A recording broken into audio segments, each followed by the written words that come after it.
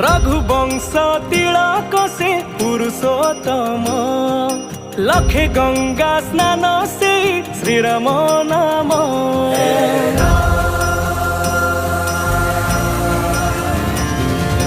रघुवंश तिलक से पुरुषोत्तम लखे गंगा स्नान से श्रीराम नाम।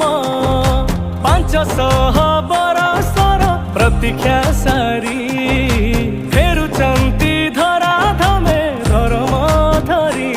घंटा घंटा हुल हुली 5 दीप दिय जाली सज करी रखी था शुभ आळती।